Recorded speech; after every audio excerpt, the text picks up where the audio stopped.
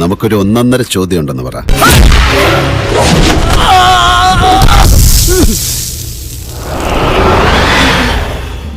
ആദിത്തമ്പുരാനെ കിട്ടി കിട്ടി ആദിത്തമ്പുരാനെ.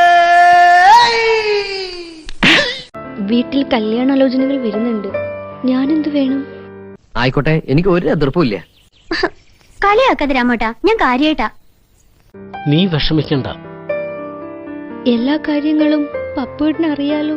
ഞാനേ ഇത് വളരെ നിസ്സാരമായിട്ട് കൈകാര്യം ചെയ്തോളാം. അതുപോലെ മരിക്കേണ്ടി വന്നാലും നിന്നെ ഞാൻ ആർക്കും വിട്ടുകൊടുക്കില്ല. എനിക്കിനി പിടിച്ചു നിൽക്കാൻ കഴിയില്ല. ശിവൻ ആലോചനയുമായി വരുന്നുണ്ട്. എന്നെ വരട്ടാണെന്ന് നോക്കണ്ട. ഇല്ലാത്തതാണോ ഉള്ളതാണോ എന്ന് വരുമ്പോ കാണാമല്ലോ. ലക്ഷ്മി, എനിക്കൊരു കാര്യം പറയാനുണ്ട്. പക്ഷെ ആരോടും പറയരുത്. ആരോടും പറയില്ല. വാക്കുതാ കാണിച്ചരട തെണ്ടി പറയ്. ഞാൻ നിന്നെ ഒരുപാട് സ്നേഹിച്ചു. എന്റെ ജീവിതത്തിൽ ഒരു പെണ്ണുണ്ടെങ്കിൽ അത് നീയായിരിക്കും. അങ്ങനെയാണോ? ഇത് തോന്നും ഇപ്പൊ തന്നെ അവരോട് പറഞ്ഞ് നിന്നെ ശരിയാക്കി തരാടാ തെണ്ടി. മോളെ വിഷമിക്കാതെ, എല്ലാം എനിക്കറിയാം. അതെല്ലാം ശരിയാകും. സത്യമാണോ ഈ പറയുന്നത്? സത്യം ആയില്ലഞ്ചേരി ഭഗവതിയാണ് സത്യം. പപ്പു കയറി നല്ലൊരു ചായങ്ങയാടെ. ഇവിടെ നല്ല ചായ ഉള്ളൂ, മോശം ചായ ഒന്നുമില്ല.